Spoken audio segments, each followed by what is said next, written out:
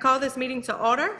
We will have a roll call of the members by the superintendent, followed by the school board prayer, and the leading of the Pledge of Allegiance by Joshua Hebert, Vice President. Thank you, Madam President. Mr. Lewis? Here. Mr. Marr? Here. Mrs. Barra? Here. Ms. Boutin?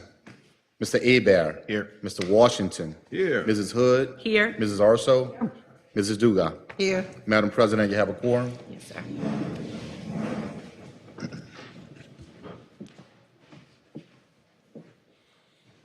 Gracious and loving Father, we gather tonight with humble hearts, seeking your presence and guidance as we serve our schools and community. We are grateful for the opportunity to lead and to make decisions that impact the lives of so many. Please grant us the wisdom to discern what is best, the courage to do what is right, and the compassion to always consider those we serve.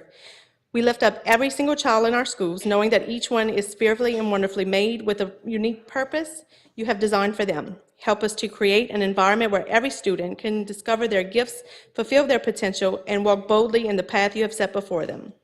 Bless our teachers and staff who work tirelessly to nurture and inspire our minds. Bless our families, that they may find strength and support in our shared mission, and bless our community, that we may come together to ensure the success for all of our children. In moments of challenge, help us to lean on you for guidance. In moments of success, remind us to give you thanks. May all that we do reflect your love and grace, bring hope and opportunity to all. In Jesus' name we pray, amen. Amen. I pledge allegiance to the flag of the United States of America and to the republic for which it stands, one nation, under God, indivisible, with liberty and justice for all.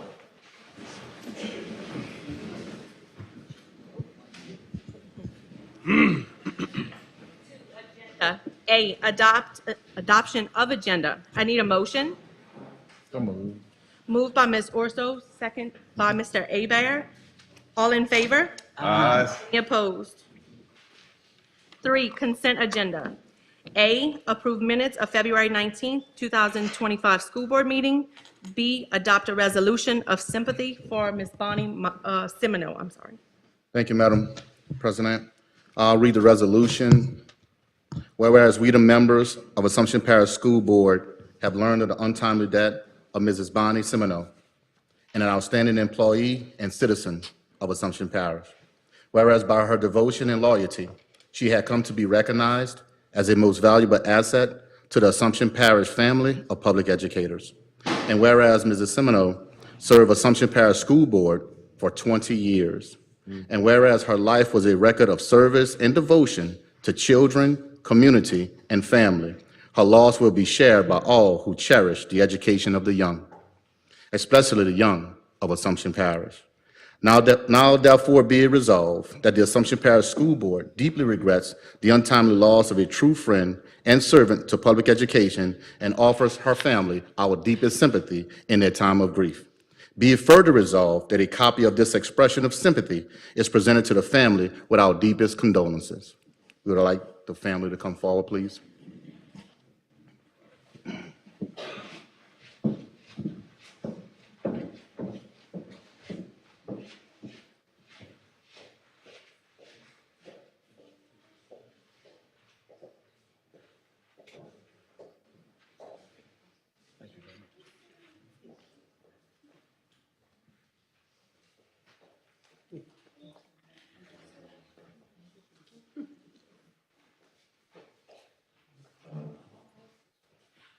We're going to have one picture, and then any family member would like to say something, you can. We're just going to turn for the paper, like, one picture.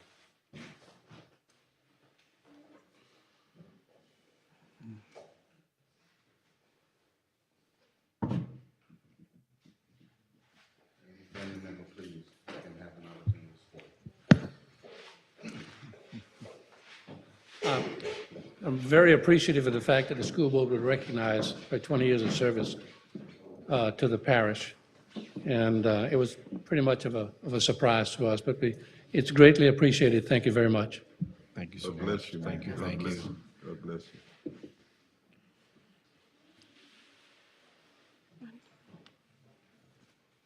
C, adoption of consent agenda. I'm sorry. Madam President, if all is so in order, I move that we accept the consent agenda as it is presented. Second. First by Mr. Lewis and second by Mr. Washington. All in favor? Aye. 4, reports and recognition. A, receive administrative personnel report. You all have a copy in your folders. B, recognize and honor Napoleonville Middle School Beta Club State Convention winners.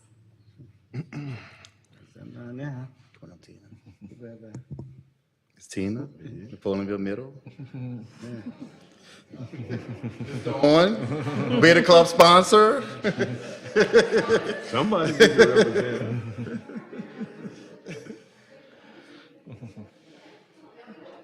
Girls, guys, come on up.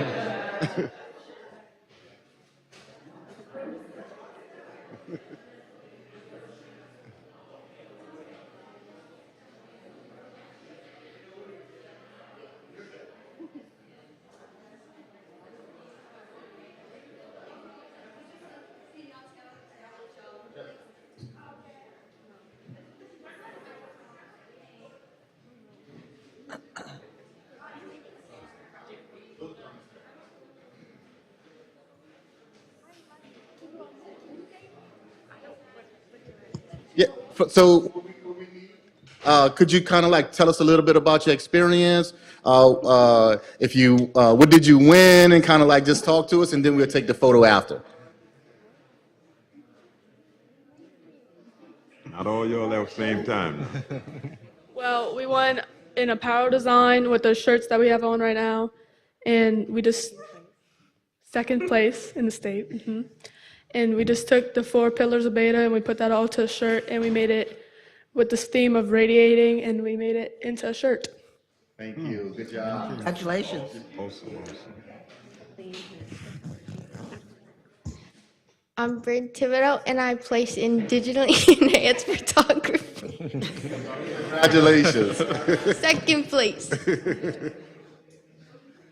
I placed second place for jewelry. There it is if you want to see it. Beautiful, good job. Olivia Claymont.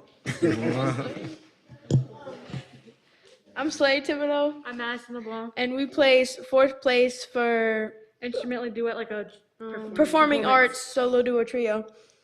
And it's kind of funny because we got kicked off the stage because of how long our performance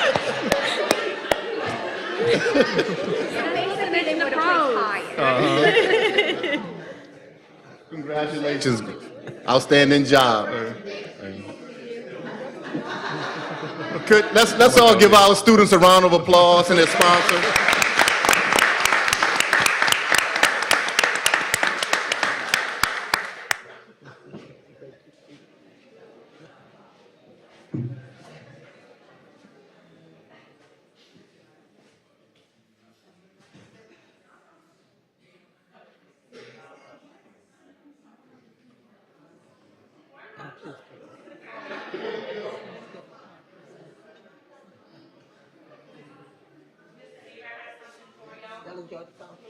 You went to the conference? Oh, yeah. Oh, good. It was nice. Yeah, really. It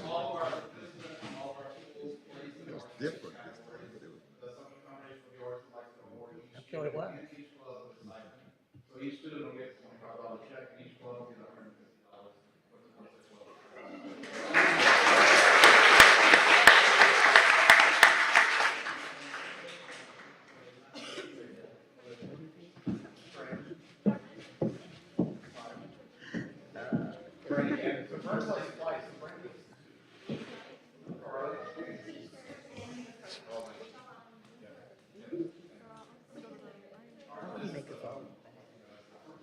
You know, it's like,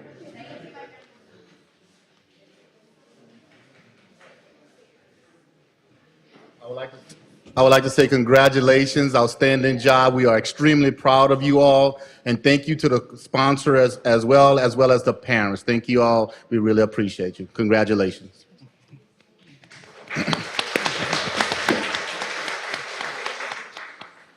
Recognize and honor Pierreport Elementary Beta Club State Convention winners.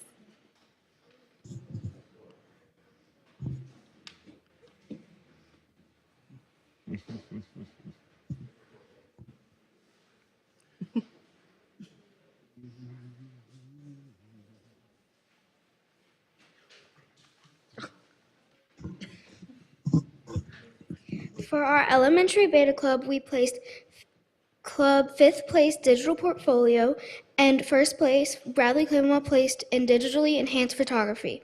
For our junior beta club, we placed 4th place in accessorized design for our club, and 5th place for Hudson Landry placed 5th place in digital art, and Colby Bullock placed 1st place in digitally enhanced photography. Congratulations.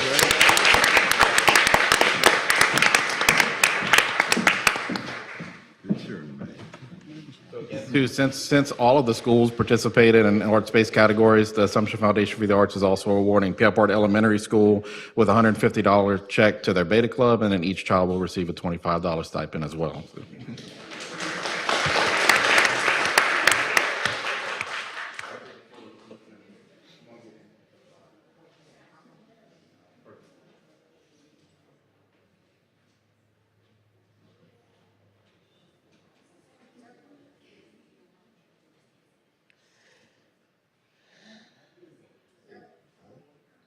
I was asking about the trip. She said, "Hey, what's yeah. She said, "Yeah."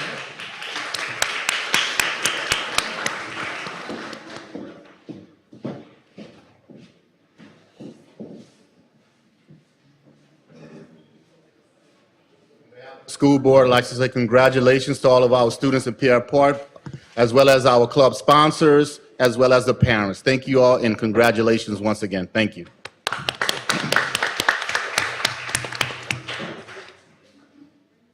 Recognize and honor Kalena Radcliffe, 8th grade student at Libertyville Middle School, for placing first in the poetry competition at the State Beta Convention.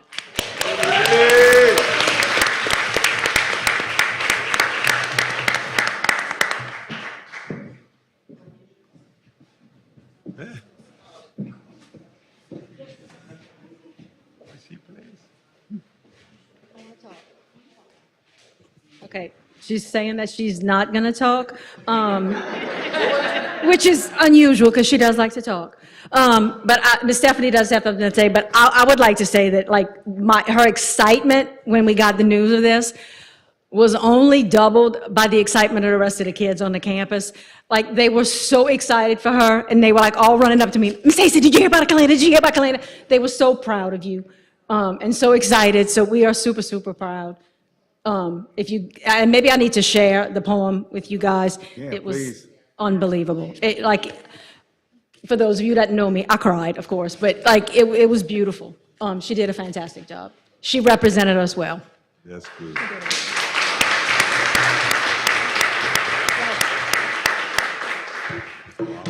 There's not very often that you get a child like Kalena in your room. She does everything that you need her to do. She does everything that you don't expect her to do. She doesn't mind helping out anything.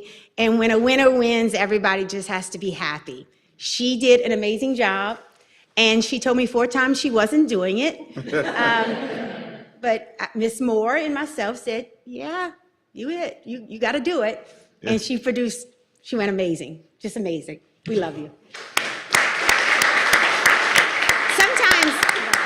Sometimes we forget where it comes from, but Kalena's not only an awesome child, but she comes from an awesome family. So I bought her mom a little gift.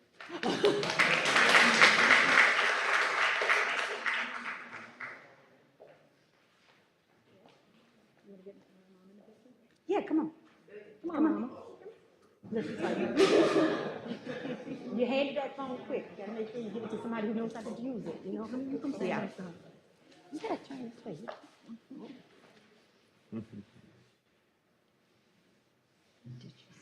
Not the pictures behind. I didn't hear. She looked like a rat. Really?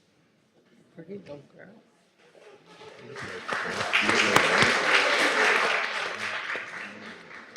That's a mom. Well, you see the other Miss Radcliffe sitting there. She's teaching you. We're going to hear the actual poet give us a little taste of what she delivered to win that, just a little taste of it. But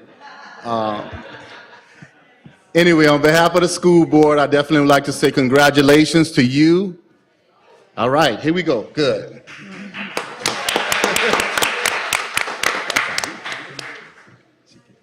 My poem is called My Seasons. In winter snow, fall soft yet heavy inside. A roll so big, but nowhere to hide. I wrap myself in layers tight, wondering, am I pretty? Am I right? Does my brown skin shine like gold, or is beauty something thin and cold? In this quiet, I dream, I pray, will this world ever see me my way? In spring, petals bloom, so fresh, so bright, a sparkling night, I feel so light.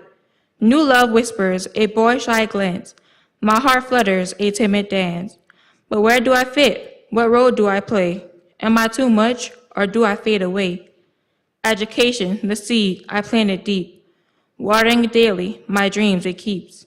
In summer, with my sun-kissed skin, my kinky curls run wild, laughing loud like a carefree child. No need to shrink, no need to hide, for once I stand, strong in my pride. I dance my melanin, bold and true, the sky is wide, endless and blue. Yet even joy holds space for doubt. Will this feeling ever run out? In fall, leaves drift down, a golden tide. Lessons learned, nowhere to hide. What I've sown, I now must reap. Did I stand tall, or was I weak? School halls echoes, book in hand, still searching, still trying to understand. Faith like roots, holding tight, guiding me through endless night. It's winter again, frost returns, but I am wise. I see the world through different eyes. Some things end, some things sway, but what I built will never fade. I shed the past like falling snow, leaving behind what I outgrow. Seasons change, so too will I, yet still I rise, still I fly. I am the seasons, I shift, I spin, yet every phase begins within. Not just my looks, not just my skin, but the fire and faith that burns within. I'll carve my space, I'll write my rhyme, for I am growing, one season at a time. Thank you.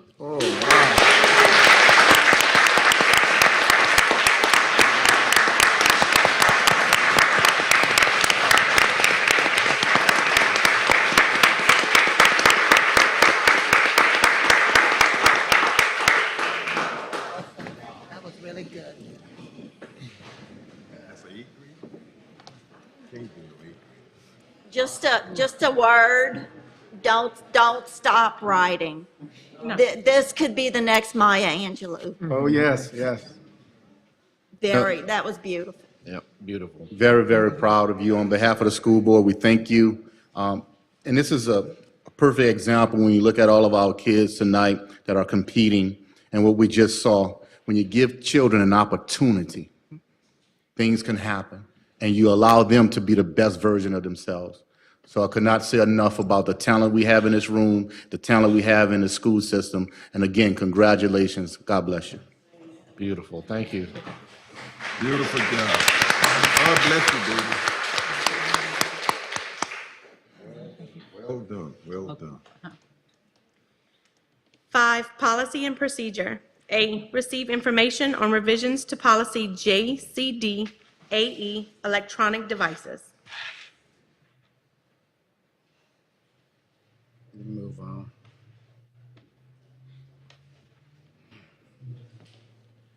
Good evening, everyone. They're a little shorter than me. How do you follow that with policy? Jesus. All right. We actually brought before you all the telecommunication device policy update from legislation in the summer. But there's been more revisions to Bulletin 741. And so they have streamlined and added a few things into the policy. And so we are bringing it back before the board to approve the revisions by forethought. We were actually, as a district, ahead of the game because what they've included is the verbiage of wearable technology for smartwatches. Y'all had already approved that in the policy that we have. And then they defined instructional day. What does that mean? Our policy already has that. So we won't have to make any changes to what our Assumption Parish telecommunication policy is. We're just going to update the policy upon approval from y'all. Gotcha. Thank you. B, approve 2025-2026 school year calendar. I need a motion. So moved. Moved by Ms. Barrett, Second. second by Mr. Abear. Any discussion? All in favor? Aye. Any opposed? C, approve expansion of online virtual program. I need a motion. So move. Second. Moved by Mr. Lewis, second by Mr. Washington. Discussion? Nick, Have we tried this before? I haven't, not under my administration as far as what we're doing here. System has, though, hasn't it? I don't recall. I know for what we've done, we've allowed students to take classes online, but not a full-fledged 100% virtual school where kids can take all of their classes online.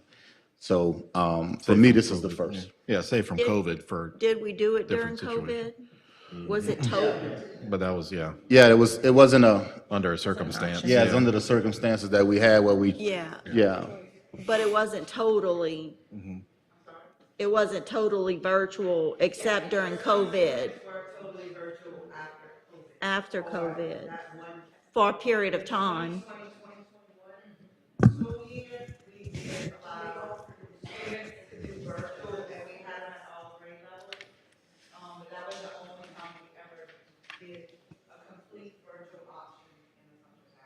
Did we have any participation that kids? Yeah, we had a lot.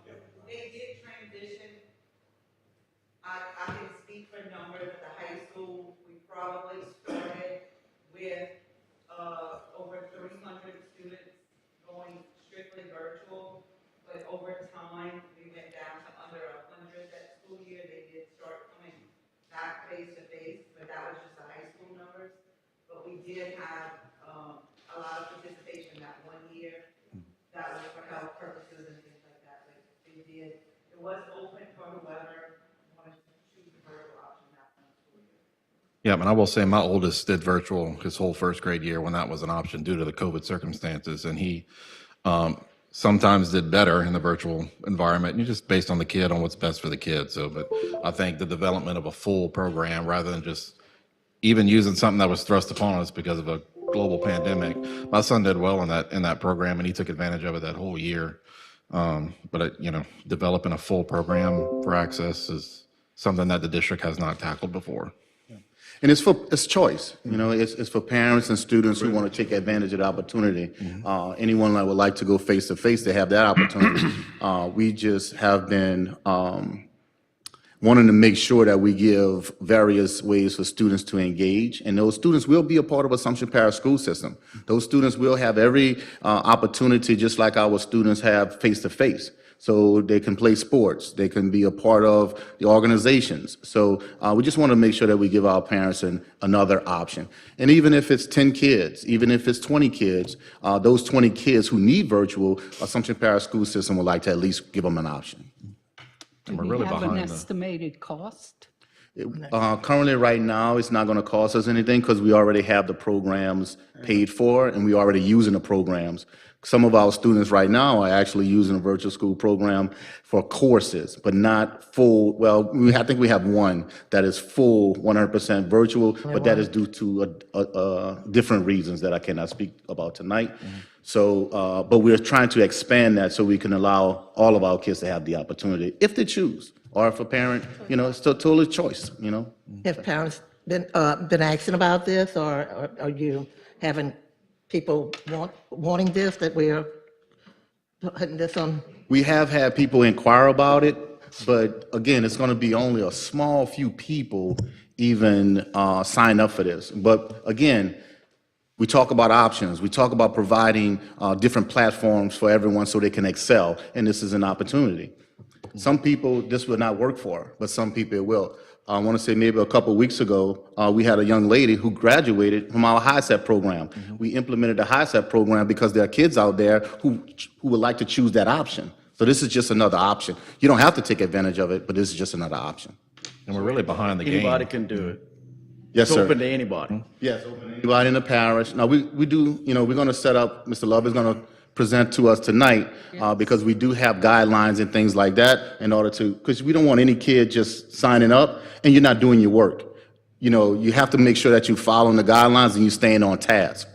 So if we see that you're getting off task, then obviously we're going to pull you away from the virtual academy because it's not working for you. You need to go face to face. So, but Mr. Love is going to present this to us tonight. Yeah, and then talking to other districts too, especially the last couple of conferences, I mean, we're behind the game on this too.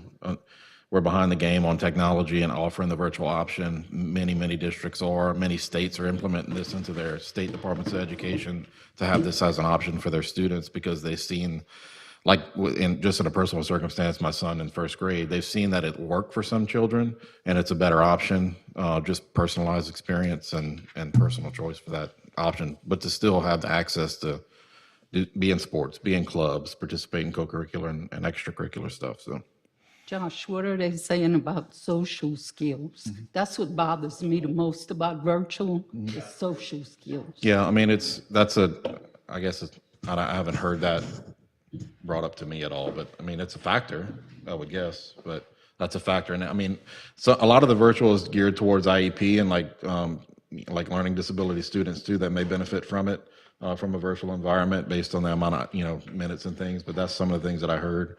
But it's just it's a personal choice and option too. Social skills are down so much, and that's a whole nother conversation, but yeah, based on the amount of relationship the teachers can build in the classrooms and less autonomy now and all that stuff. So it's a bigger issue than just that too. Hello. Okay. Thank you, first of all, for allowing me to come and present this information before you and to all who's here this evening. Just to share, because the climate is moving towards school choice, this is another opportunity to give our students an option, our students and parents an option if they're not comfortable with what we currently have set up as far as on our school campuses. But for the Assumption Parish Virtual Academy, it's going to be an online program for highly motivated students that are seeking challenging and innovative learning, okay? You will have the opportunity to, one, maintain high academic standards, but as Dr. Bartholomew said earlier, students still will have the opportunity and will be eligible to participate in all extracurricular activities at their home school. So if a student was to play football, basketball, band, track, participate in clubs, they can still participate in those activities regardless of the fact that they are doing a virtual schooling. All right, the academic requirements for our students is going to be, you have to be a student of Assumption Parish Schools, and this is from K through 12 at the current time. You must be able to provide consistent internet service at home, and then we need our parents to also be consistent in transportation for state standardized testing. Students have to test at the home school for LEAP and ACT, CLEP test and things of that nature. So when that time comes around, the student is then required to report to the campus of their home school for the test. The curriculum will be designed to meet and exceed state and national education standards with advanced courses in math, ELA, science, social studies, and electives, and they are in line with the curriculum of the state. Also, students will follow the specific graduation pathway in high school, but they do have choice as we offer, and that is going to be dependent upon whether they take the Jump Start pathway or if they take the collegiate pathway. Students must have reliable internet connection and a laptop or desktop for this program. However, we can help students with laptops. They would just have to let us know in the application and then when we do the interview process for acceptance into the school. Also, it would be recommended that students are proficient in using digital platforms, just because, we can show them how to do it, but they have to know how to navigate the platform as well. Now, like I said earlier, if the student doesn't have access to the necessary technology, if they don't have the laptop, we can help them with that at the time of application. Do we have to provide internet service also? No, ma'am. They have to provide their own internet service in their homes. So, Remember, and this that's is a the other choice. thing that we were stating. They have to have internet service and proof that they could provide it throughout the time. Edgenuity and Acellus will be used for the self-paced, video-based lessons, quizzes, and assessments. Also, lessons will be asynchronous for most students, but students who are on a Jumpstart graduation pathway, those are going to be students who have CTE courses such as welding and pipe fitting, etc. Those students will have to attend Assumption High School for those particular classes. Those are not classes that they can take virtually because they're working on a credit or credential, so to speak, to help them to get a job once they graduate. It's a semester commitment, so once the students are approved, they are expected to complete a full semester. You will not be allowed to exit until the end of the semester. Okay, and the reason why that is, with Assumption High completing almost a year worth of course in a semester, for a student to stop in the middle of the semester and then to try to go back to the school if they have not been doing work, they would be too far behind. So they have to finish a full semester before we would allow them to return back to the home campus. Withdrawal or removal from the program, like I said, is not allowed before the semester ends, except in cases of extreme circumstance. And once again, there will be a review at the end of each semester to determine if the student will continue in the program or if it would be better for the student to be back at the home school. Once again, when it comes to virtual classes, the student has to be highly motivated and disciplined because they have to log in and they have to do the assignments.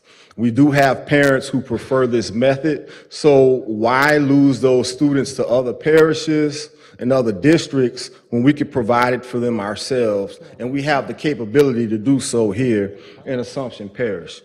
All right, so for students to gain or continue access to the program at the end of the semester, these are the requirements. The GPA must be a 2.0 or higher. They must have completed all of their coursework. And then also we must be able to see the student engagement and seat time for the week. Currently, we have them required to make sure that they have at the minimum 6 hours of seat time. The reason why we say that is because it is a work at your own pace. For some kids and for some students, they could complete 2 to 3 weeks worth of work in that 6 hours, okay? Depending upon how fast or slow that they move. So we are definitely making sure that they're gonna at least spend 6 hours a week on that computer program to continue. Based on the review, the students may be recommended for continuation in the next semester, or they will be required to be removed from the program if the performance criteria is not met. Now, for student support, advising and counseling will be permitted to the student, and that will be through meeting with the guidance counselor for career guidance, course selection, and also any mental health support. Parents will have to make an appointment with the counselors at the school. So that would be either the assigned counselor at Assumption High School, or that would be the program facilitator for our kindergarten through 5th grade students. And then finally, as always, just like anything that we do in education, we strongly encourage our parents to be as involved in their students' education on an online or virtual platform, the same as they would if the child was getting face-to-face learning. Because once again, although we do trust that we have students who are very focused and motivated, it's still good for the parent to stay involved as much as possible and make sure that the child is doing what they're supposed to do. Parents are able to communicate with counselors and the program facilitator for additional support if needed. Also, parents and guardians will have access to their students' progress through their students' online platform account. So with that being said, again, we strongly encourage parents to be actively involved in their children's progress if they participate in the program. So we do believe that we will have great success with this program. I do anticipate that we will have large numbers, and I do believe that it would be wise for us to go forward with the enlargement of that program. Mr. Love, who's going to monitor this? The guidance counselors? Well, it will be, it's going to be dependent upon the numbers. So we do have someone that will monitor K through 5th who's already on staff. Once we see our numbers, we will have the guidance counselors. I myself will also be closely involved with the program. And then if we need to hire someone for that position, we can do so. But we have to see the numbers first. And the teachers, where are they?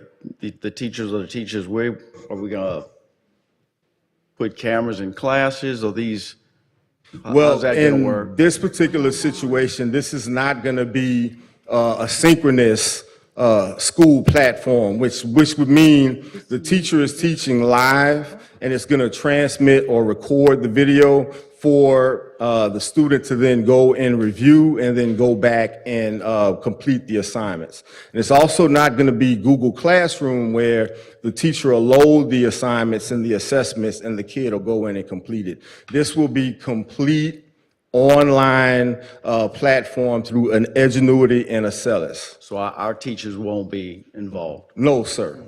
No, sir. Computer program. Right. Well, Internet-based. so that's one of my issues is, let's just say we got so many kids take advantage of that. I already see we got a riff on our next item agenda. And so what happens to some of these teachers when we got these classrooms start emptying out because everybody's going on virtual? Just, throwing that out there as a drastic. May I respond? Okay. Yeah, go ahead. I can share with you in my experience, because I have worked at a virtual academy as well. Usually the numbers are not overwhelming. As far most parents prefer their students to have face-to-face instruction. What I have come to find when it comes to our online platform, these are parents with children that have high anxiety, that struggle in social situations, that are taking medication, and no matter how much you try to ease the transition into campus life, they're just not able to acclimate themselves to it.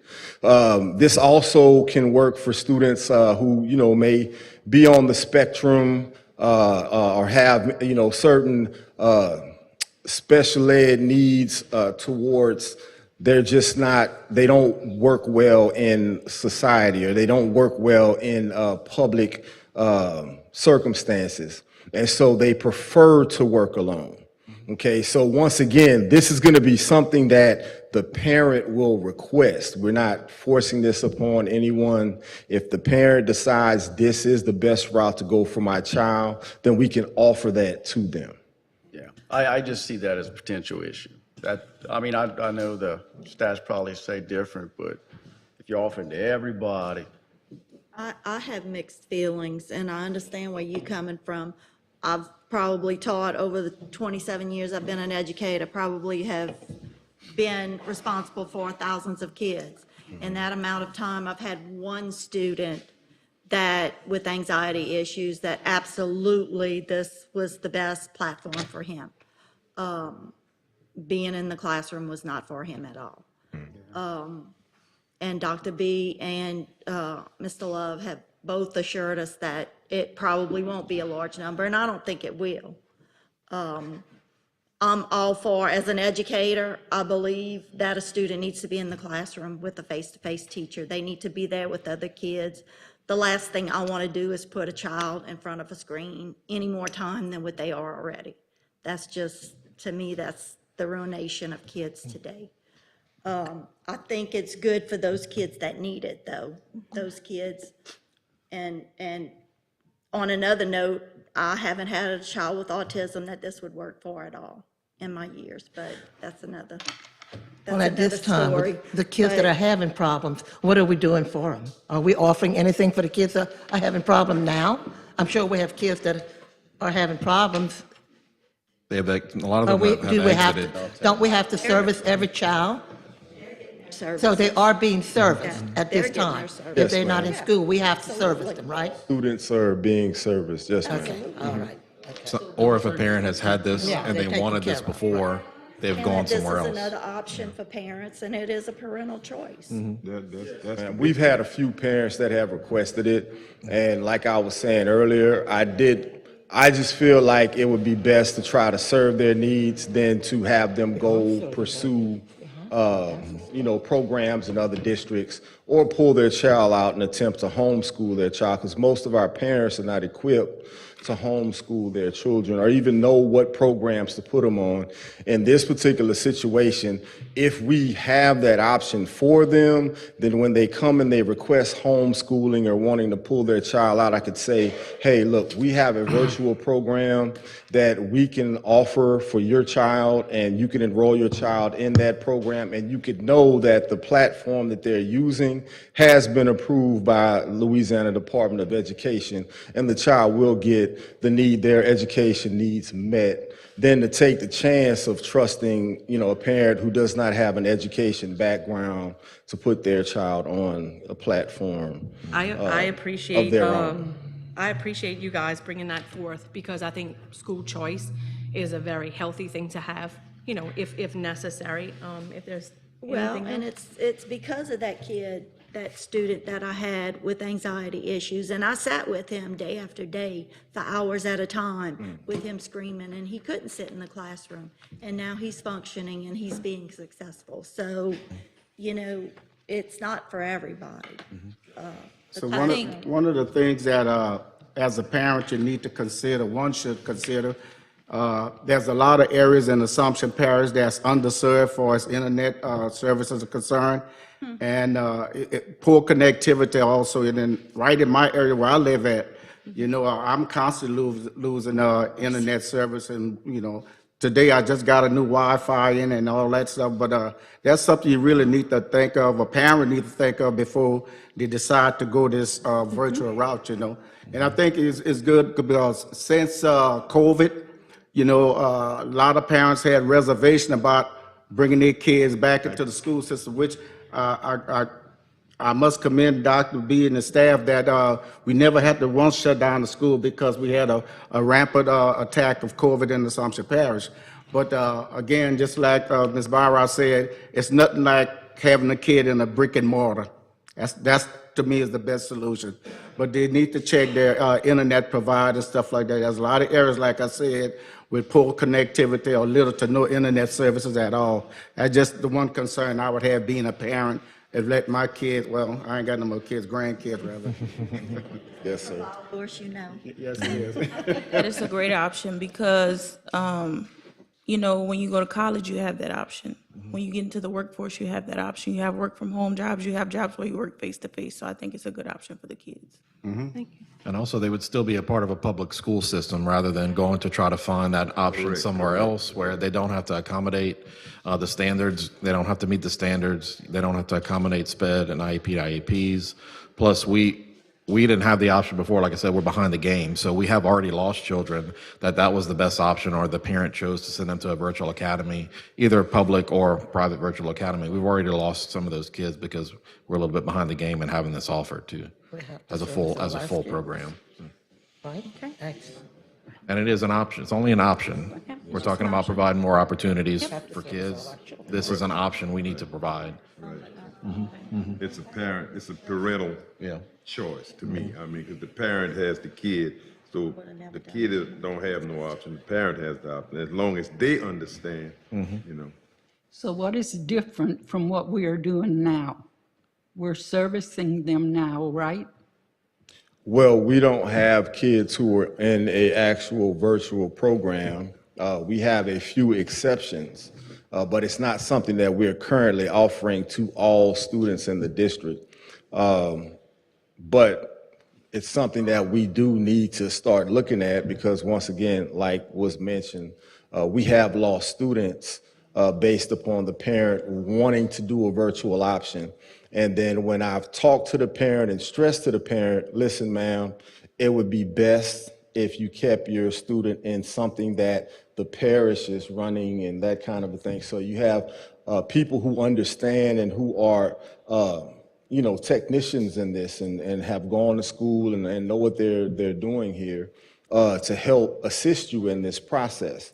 And because we did not have a virtual program set up for them, they still pulled their child and either homeschooled their child or took their child somewhere that did provide it. So I would like us to keep as many students as we can in our parish, since that is something that has been an issue for us.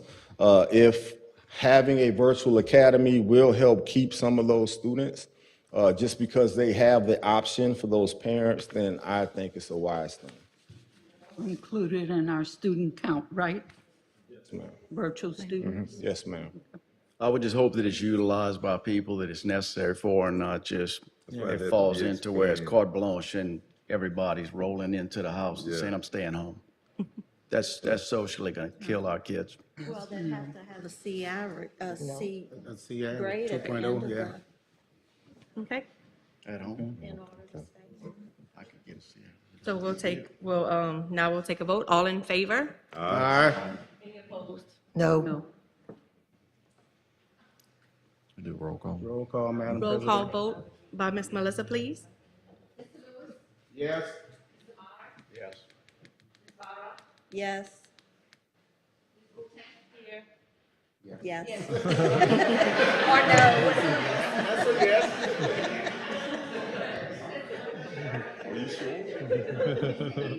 yes. Yes. Yes. No. No.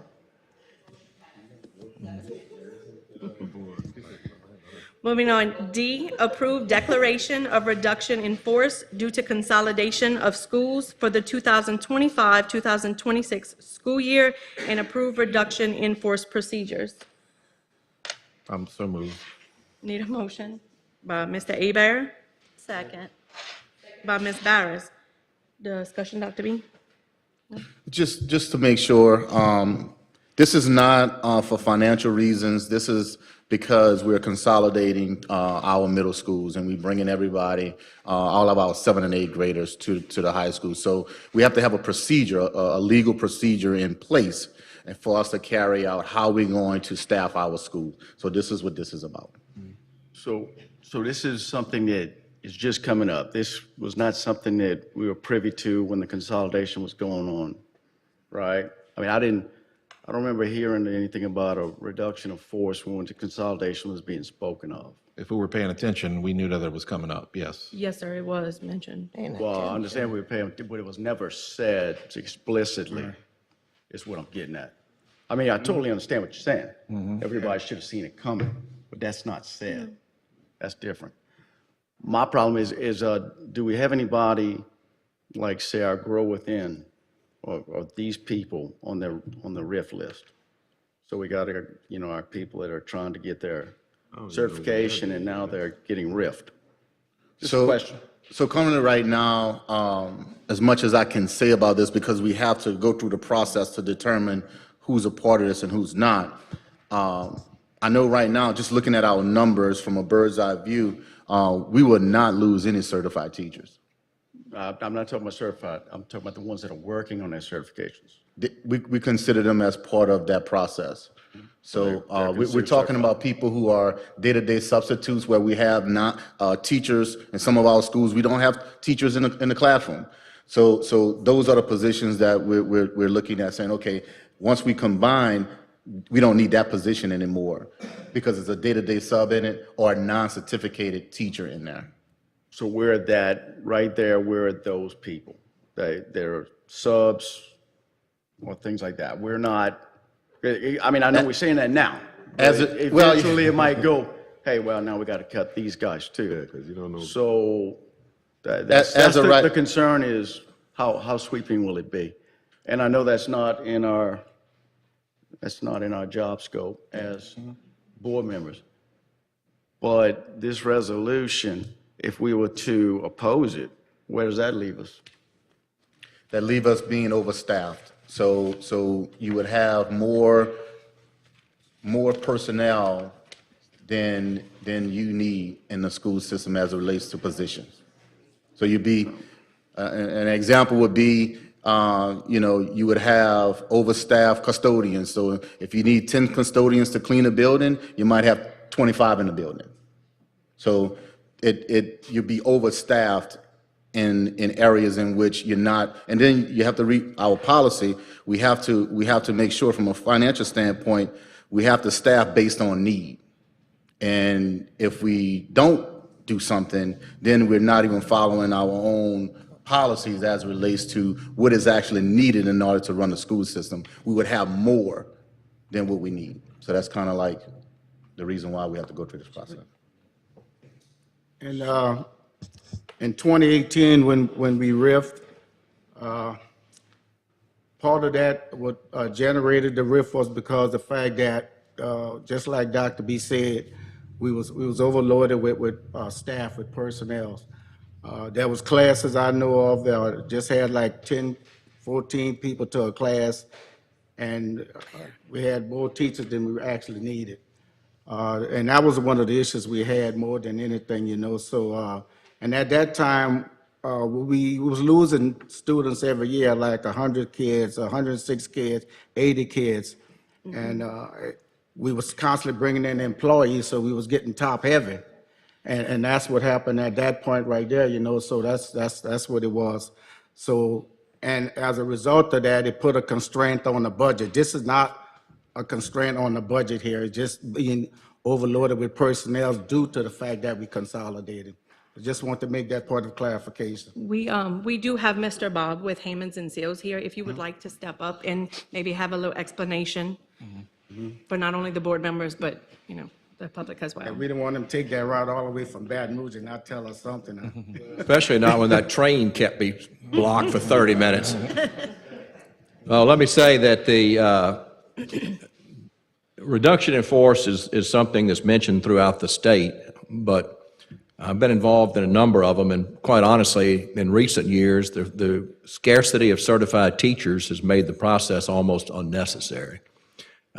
Most of the systems are using now a number of uncertified teachers, substitute teachers, and so teachers are never really involved in this situation. I do want to give you a little bit of background, though, and I was sitting here thinking to myself, now I know why they sent me tonight. And of course, I always enjoy coming to Assumption Parish and seeing some old friends. But the Louisiana legislature passed a law in 1983 requiring every school board to have a reduction in force policy. And the reason that I remember that was because I was representing this board and a number of other boards in the state of Louisiana in 1983. And I know some of those bright kids in the back were probably doing arithmetic on that to figure out how old that makes me. But nevertheless, there's been one significant change. And I want to make sure that everyone understands that as we move forward with this process.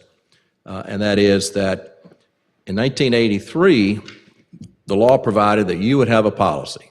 You could say anything you wanted to in your policy, which you already have the authority to do under another statute in Louisiana law. And most boards went with what we call a LIFO, last in, first out.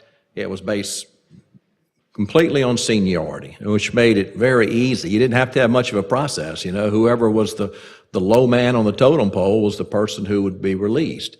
Well, as part of Act 1 of 2012, the act with which you are all very, very familiar, this law was amended as well.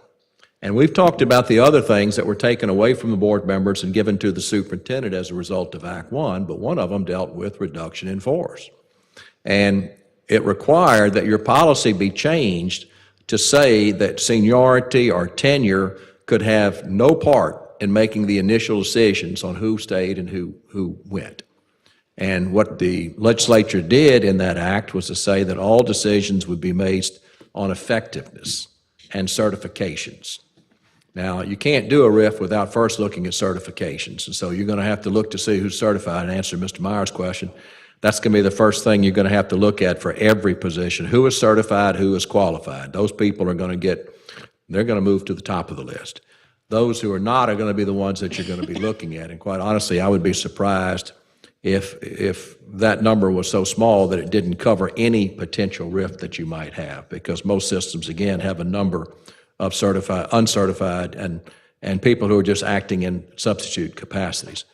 Now, I do want to say one other thing, and the superintendent didn't ask me to say this, but your policy, your own policy, I pulled off the web today, and it says, the determination for the need to implement a reduction of personnel procedures and all decisions affecting such action shall be made by the superintendent.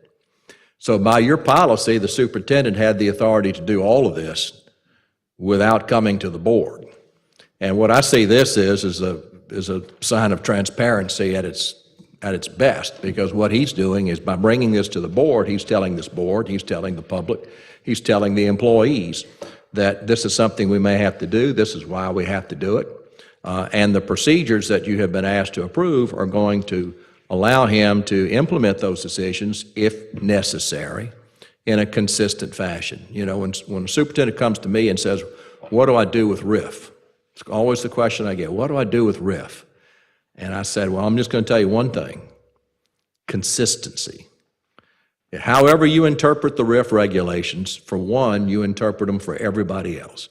And as long as you apply policy consistently across the board, then you're immune from criticism of unfair treatment or anything else. And so again, that is the key here. I think these regulations help you obtain that consistency and a process which is not utilized often, but is one that is necessary. And I know that's been said a couple times, this has nothing to do with money, but, you know, everybody knows that the budget of a school system is about 80–85% personnel. And so there will be a monetary impact, obviously, in a situation like this. And if you end up with a school where you've got a 6-to-1 teacher ratio because you've got too many teachers for the number of students that you have, it becomes pretty cost ineffective. And so you do have to consider the cost in here, even though I understand that that's not the primary consideration that you're looking at now. So I know that's more history than you probably wanted to hear, but, you know, old people talk a lot. And I'm going to take that advantage to do so, and also take the advantage to answer any questions that any of you might have about this process. I thank you for explaining it, because it gives a little bit more clarity to someone like myself who hasn't been in this seat for that long. So thank you for that. And the only other caution I'll give you, though, is that, you know, it's one thing to talk about teachers, and then you have to think about other staff members too, paraprofessionals, custodians, maintenance. And what you have to think about, though, is if the RIF policy applies based on effectiveness, you can't make a determination as to who's the most effective and who's the least effective unless you have done a good job of evaluating your personnel. I actually had a situation in North Louisiana where a school system had 6 schools, and they were going to have to reduce a number of paraprofessionals. And so I said, well, how did their ratings stack up against one another? Well, 3 of the schools, the principals had evaluated the paraprofessionals. 3 of the schools, there was no evaluation of the paraprofessionals. And so my point or question to them was, well, how in the world can we compare their relative effectiveness when half have evaluations and half have never even been evaluated? And so this process depends, as it was amended in 2012, this process depends on the determination of effectiveness based on the evaluations that are conducted by supervisors. So your supervisors have got to make sure that they get out and do the evaluations which are required in the unlikely event that you have to implement a reduction in force policy. Great to see everyone again. Thank you, Mr. Thank you, sir. Okay. All in favor? Aye. No. Okay. Ms. Melissa, would you do a roll call vote, please? Yes. No. Yes.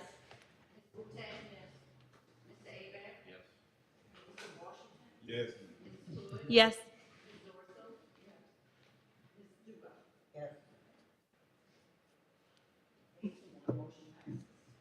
Thank you.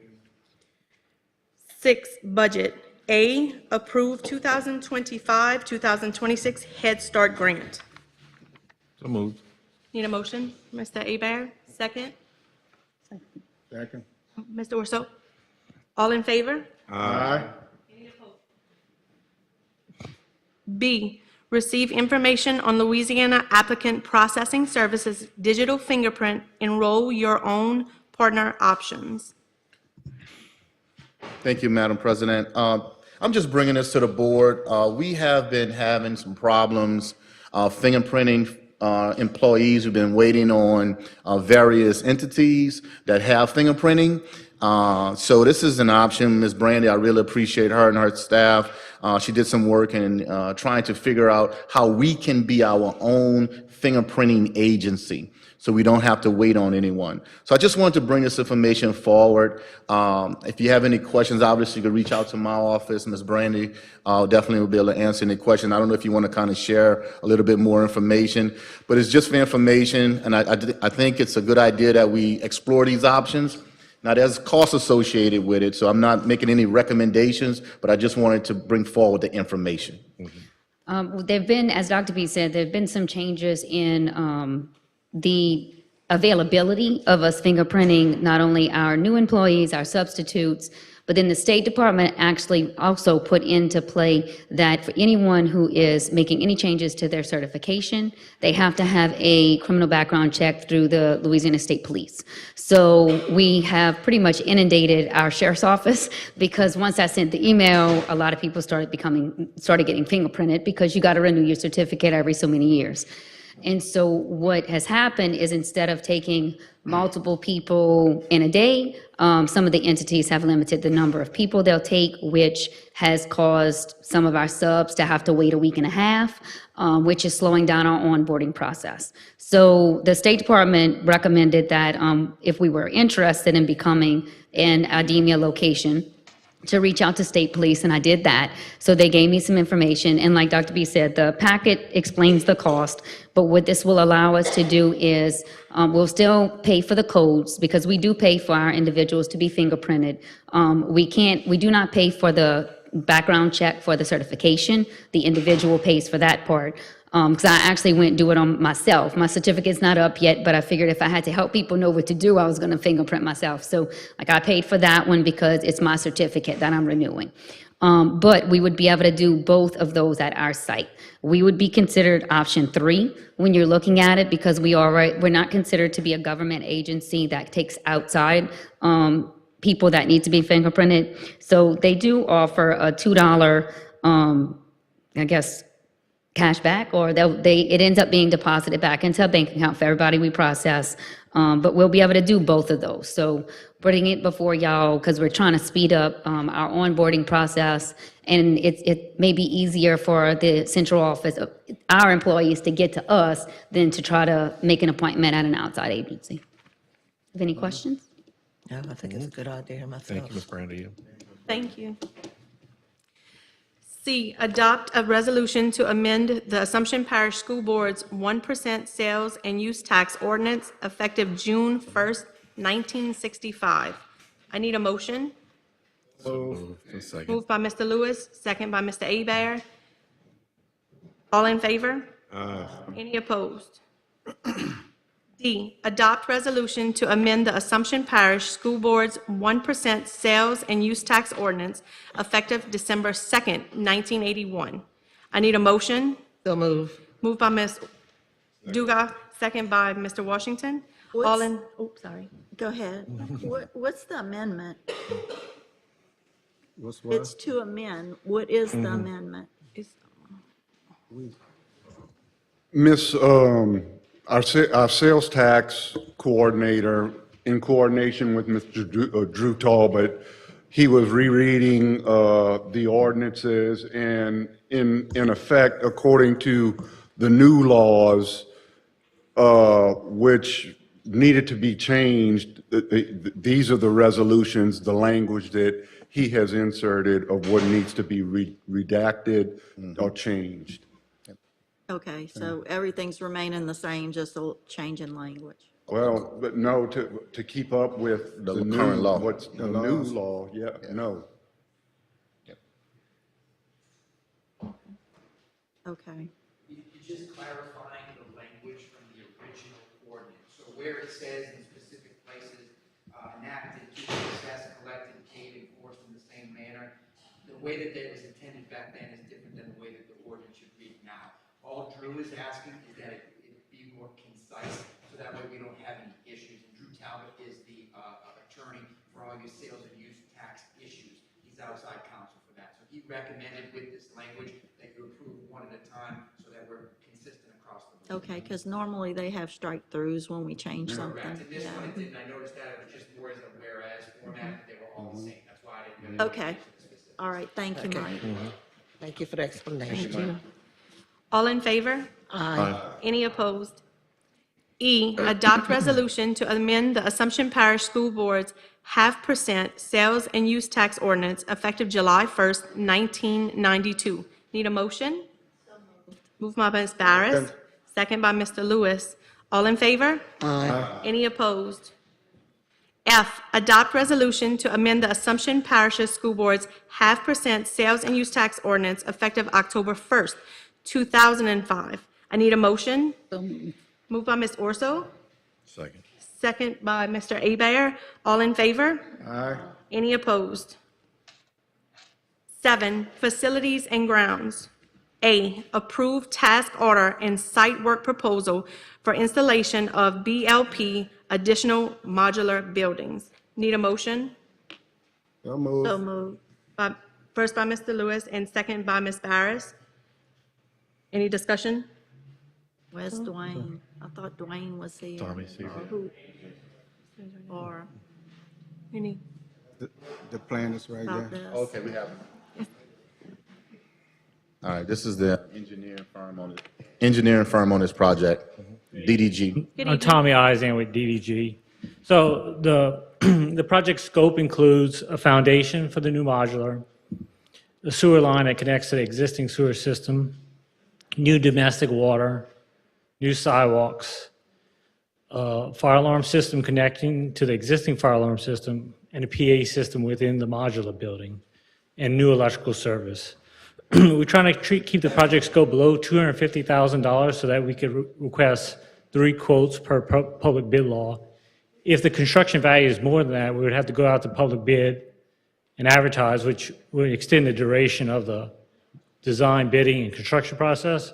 We know you guys have to move in for July 30th, 2025. So we want to just expedite the process as much as we can. So we removed the aluminum canopy from the scope. That could be done subsequently with security improvements there. Awesome. Are the buildings on site now? No, ma'am. They haven't been ordered yet. Once ordered, well, that particular scope is outside of our work. We're doing like utilities for it. And I think the school board's going to purchase the buildings directly from Box Modular. And it should take 9 weeks to fabricate and deliver those buildings once ordered. So have we started the other work that we were saying we were going to do, all the erosion underneath the buildings and stuff? Are y'all working with that already? Yes, ma'am, we're also looking at that as well, yes. And that, Has begun? I know. I'm sorry. Begun? No, ma'am, it hasn't, because we're looking at that being part of the security project. So we're trying to couple it together with a current project, because right now we're working in several of our schools, getting the designs for the security project, and we added that to the BLP project. So once we get the security project, we're gonna fix the drainage and everything the foundation and everything that's So y'all will fix the water issue also, where the kids have to walk in water to go to classrooms and? It's unfortunate that we will not be able to fix that because the current buildings are so low that we would have to raise the buildings and raise the walkway and actually put another walkway there. So it wasn't designed in a way that we can actually do that work. But what we can do is what we're going to do, which is fix the foundation. We're going to have the security project there as well, and we're also going to fix the site. Now, when he's talking about site prep, we're talking about just to set the modular building up. It's not for the walkway where the kids are currently. I think that's another conversation that we need to have. So, has your survey been, have you received your survey yet? Oh, Acadia Land Surveying mobilized last week, and they're working on the drafting work now. Because I was kind of concerned about the flood elevation back in that area.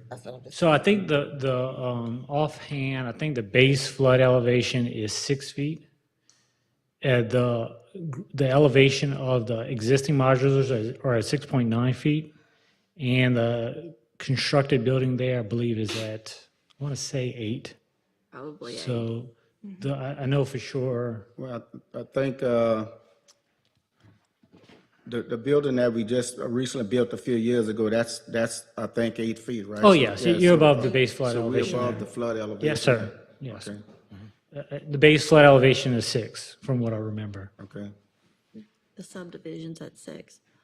I see 2 renderings here, one with the new modular in the front and the other one with the modular on the back side. Yes, so option 1 has the modular in the front. It has, I think, we wanted to keep as much schoolyard space for the students in the rear. And that option is going to require some rework of some swells up front. And rework of overhead electrical power. Dwayne's already working with Sleeka to get that relocated. The location in the rear has a little bit less work for that rework for the electrical, and I wouldn't have to rework the swell in the front. We don't have the survey yet, so I'm not sure if it even would fit in that second location until we get the survey. There may be setbacks along the highway that will limit that space. We're not sure yet. Until I get the survey, I couldn't tell you exactly whether option 2 will work. Okay. Thank you. Other questions? What's the preferable option between 1 and 2 if it would fit? I would like, there's less risk points with option 2. Okay. Because you now, with option 1, I'm reworking the swell, and if we don't do that perfectly, then we owning the problems there. Gotcha. And the back of the property is much higher. Correct. It feels like the grade, and so when we asked Acadia to go out there, we asked them to survey both locations to give us that optionality. Good. Okay. All in favor? Aye. Any opposed? B, receive update on Assumption High School projects. Thank you, Tommy. Thank you, Tommy. Mr. Dwayne,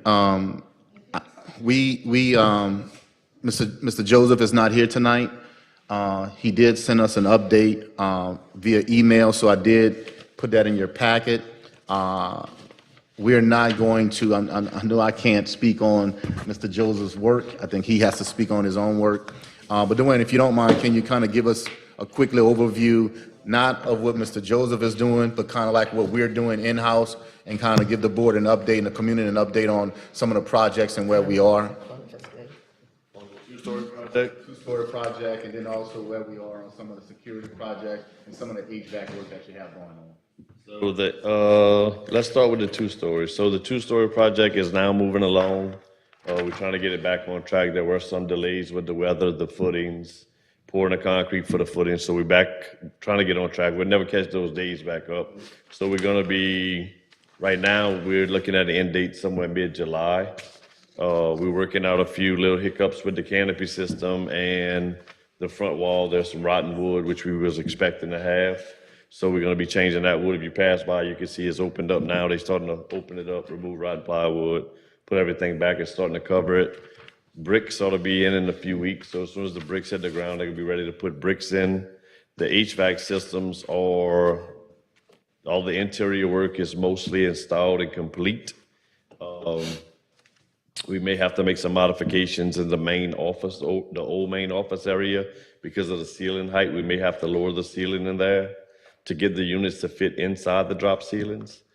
So we're working on that as well. The painting project, they started washing the high school. I think while we was out on break, they started washing the high school. So we're looking at that. They're gonna do a test area in the front of the B building, which is the second to last building on this side of the property. So we're gonna do a test area with the colors, kind of see what they look like and make sure that's what we wanna continue with throughout the property. The security projects we're working on, we kind of bumped Bayou Lewis's security. We didn't bump it back. We working on a project. We have a design that we're gonna do for that project, but what we're doing is I asked Tommy to kind of put this foundation in place to get it moving so we could definitely have it when school starts. The security project in Bayou Lewis is not a major deal as far as the 1-point entry. The biggest part of that work is gonna be fixing the drainage. Tommy was speaking about option 1 and 2. I prefer the first option of putting it in front of the school. I know Tommy's kind of skeptical about that because of the drainage. We're just dealing with what's there and we're not gonna correct what's there like Dr. Ptolemy said. If you go on site, the front yard and the backyard's higher than where the buildings are. So the only way to fix it is to elevate everything, which would be astronomical to do. So it just wouldn't be cost effective to do that. We're gonna correct some of the drainage when we do the front canopies in the security project, which is gonna help that area drain more than what it does now. What's happened is everything's kind of silted in and it has to be cleaned back out so it can free flow a little better. So that's why the water's not flowing as quickly as it should. As far as the other security projects, we're done with the 3 Napoleonville jobs that we've done. We're working on Pierreport security project. We have a design that we want to go with that facility. That one's going to be in the front library building, which the white building in front of the middle school side. We're going to use that as our main entry because if we try to push the main entry into the primary school side by the cafeteria where the office used to be, you'll be inside of the campus before anyone even knows you're there, so that won't be secure at all. So we're going to put we'll leave the office in the front where it's currently at now. Mr. Dwayne, while we're talking about Pierreport, I know you told us that we didn't get anybody to bid on the air conditioning system that you were trying to put in. Have you received anything on that issue? Yes, ma'am. I've been in contact with Thompson Luke. That's the firm that's doing that work. So we're going to call and invite people that may have not seen it or may have not paid attention to it being up on a website. So we're going to actually email them and make phone calls to get them, to bring them in, to get them interested in it. We're not going to do the mandatory pre-bid, but we will do the mandatory pre-construction. So some of the groups that we used before are familiar with Frank and how he operates. They've done a Labradorville job, done amazing work over there. So I think that we should be fine in securing bids. And painting, because just want to make sure that I want to make sure that it's announced that the painting of Pierreport as well as the cleaning and the painting of the building will be a part of that project. Yes, it's more than a security, well, it's going to be incorporated in the security project. So when we go in and start doing that work in that building, we're going to clean the buildings. All the painted buildings will be painted again. All the red brick buildings that's on the primary side, older buildings, we're not going to paint them, but we will clean all of them. All the canopy systems are going to be changed out, replaced. If we don't change out the whole system and we keep the ironwork that's there and just put tops on them, all that's going to be sandblasted down to bare metal. And then we're going to paint back over it with the same product we're using at the high school, which is a commercial. It's more or less what they paint offshore rigs with. So, I mean, if they can withstand salt water and offshore, on offshore rig, I mean, they should serve us well. We're going to get those packets as far as the design and everything. You think by the next board meeting, we should have something in front of the board? I know they're working on it, but thank you. About to tell you, the man is here now. Appreciate it. So Mr. Thomas is going to do the Pierreport area also? Yes, ma'am. Any questions, anything else? The last question was about the HVAC at the high school building. Oh, building B? Yeah. So I spoke to the contractor. We gave him notice to proceed. I spoke to him actually today. In 4 weeks, he should have all the equipment and ready to go in. Since the school's empty, he's not looking at a long turnaround to get in there and get that project done. Any other questions? Thank you, Mr. Dwayne. Thanks, Mr. Dwayne. 8, comments and announcements by board members. I just want to mention before we close, Autism Society, Autism Bayou has a 5K Family Fun Day on March 15th, this Sunday, at the Morgan City Municipal Auditorium. I don't know if y'all, well, I'm sure y'all know Mr. David Spinella, Miss Dawn Miss Dawn Spinella, they kind of, the head of the Autism Bayou, they put all this on. So it's the 15th at Morgan City Auditorium, online registration. You can get online with the Autism Bayou and register. She's got all the information online on Facebook if y'all want to look it up. I'll be there. So it's a really fun event, so. Also want to say good luck to the 7th and 8th grade band students are performing at the District 7 Middle School Band Festival this coming Monday, the 17th at around 1:30 p.m. It's going to be in Luling. This is the first time this group has performed, and they've been working hard. So this our 7th and 8th grade band students are going Monday to Luling to perform in that festival. So please wish them good luck. They've been working their butts off for it. And then I have just a request for next board meeting for us. We've attended the conferences the last couple of times, and we've seen more boards moving to modernize their operations and be more efficient with the use of committees. So I'd like for that to be on our next agenda to discuss implementing actual committees, not committee of the whole where we never meet about anything, instituting consistent and monthly committees that meet on finance, that meet on maintenance and construction, that meet on policy review. That way we can actually do some work that needs to be done to delve into all aspects of our district. If we can discuss that next meeting. And I just have two short things. I'd like to acknowledge Mr. Corey Crochet and his staff for the Stop, Look, and Listen page for Assumption High. The link's posted on Facebook. They have so much information, you guys. He tells the day in and out of the high school experience, but you can also go to the district calendar. You can find out the games for the kids. That's what I do. I get to see the lunch menu every day. So there's major stuff on there, and he acknowledges the students, the 4.0 GPAs of our kids. So if you want to sign up for that, that would be awesome. And I also want to say good luck to Miss Margot Castro and LSU Ag Center, because we have our annual Ag Day Thursday and Friday of the parish, and I know a lot of the kids help, and a lot of our kids get to attend. So thank you guys for doing that as well. Anything else? Okay. So 9, adjourn. I need a motion to adjourn. Moved by Ms. Barris. Second. Second by Mr. Abear.